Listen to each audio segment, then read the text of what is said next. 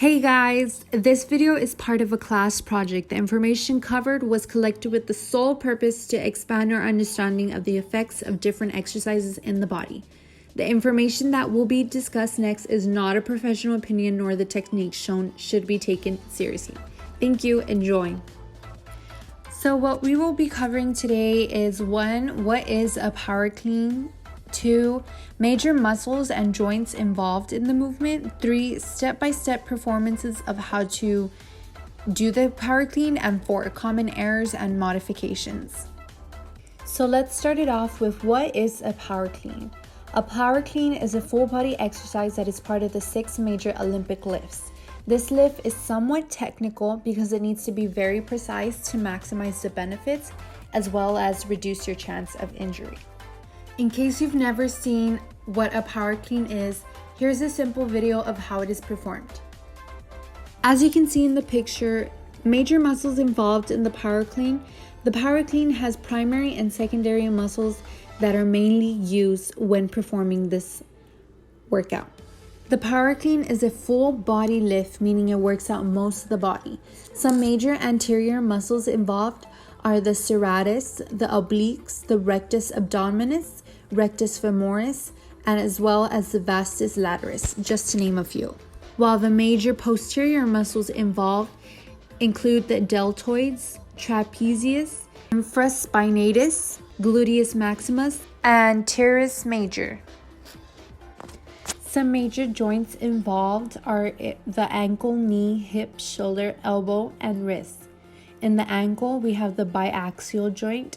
In the knee, the hinge joint with the uniaxial.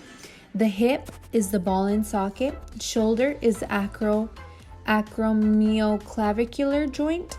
Elbow is the ulnohumeral joint, the radiohumeral joint, the proximal radial nerve joint, and the wrist is the radiocarpal joint and the ulnocarpal joint.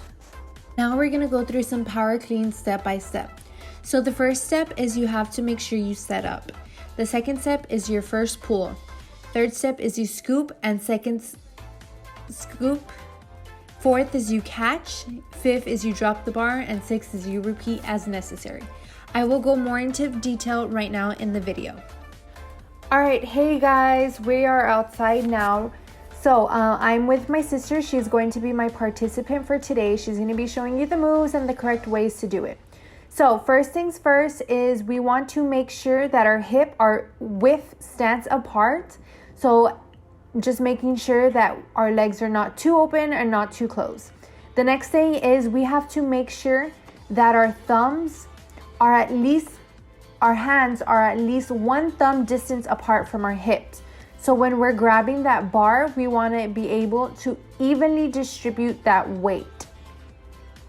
So she's going to go ahead and practice one more time, finalize the movements, make sure I'm having her practice without any bar, any weights or anything like that, just to make sure that her back is correct. Now we're going to go ahead and go into a horizontal. We're going to turn, and just so then you can see the movement and her curve within her back. We're not going to have any form of curve on our back. We shouldn't be caving in. We shouldn't be caving out. It should be straight lumbar curve. All right, guys. So I'm going to have her go ahead and do it with the bar alone. I'm not going to have her add on any weights. I'm going to go ahead and go in and check her hand placement. Make sure that it is 1 thumb apart from the hip. So we are good. So I'm going to have her go ahead and practice. So she's going to go ahead and do it full out, starting in 3, 2, 1. Here she goes. You can see her knees are bent. Her back is in a lumbar position. She brings it all the way up and then she drops it. So that is pretty much how it's supposed to be done. We're going to go ahead and turn for a horizontal view. So you can see she's bending down, brings it up, keeps her back straight in a lumbar position, and does not curve in, does not curve out. Okay, what we're gonna do now is we're gonna go through some common errors that people do.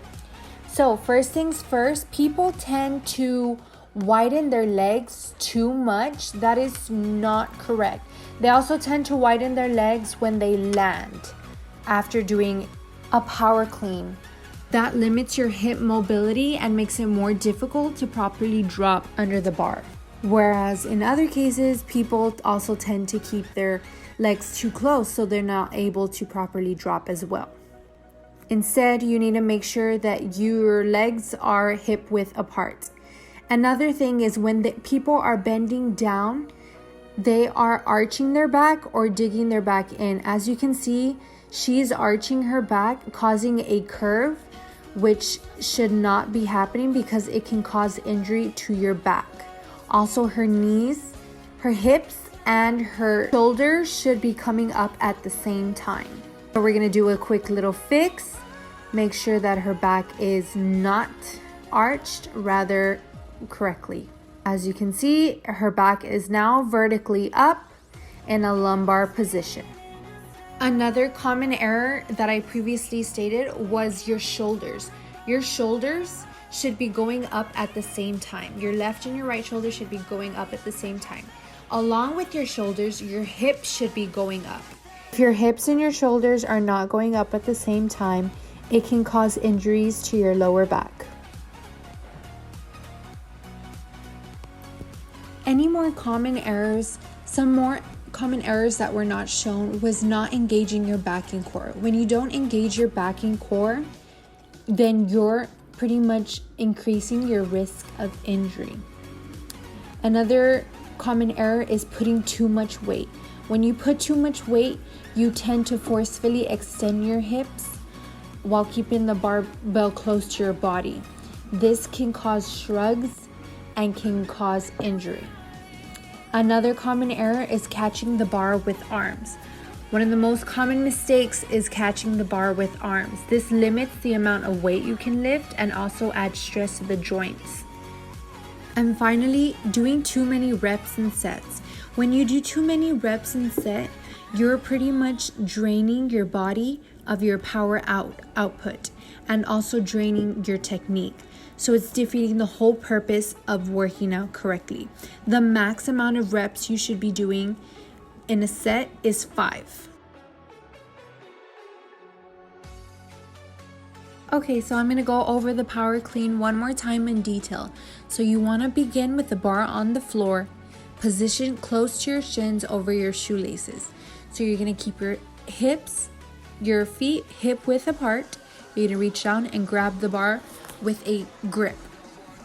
So your butt should be down and your chest should be sticking up. Your shoulder blades should be down and back.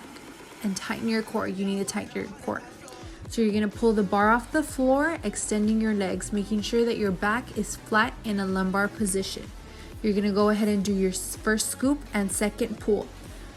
Your torso should be now in a vertical position and you're gonna bend your knees slightly, and then you're gonna do your second scoop and pull it up.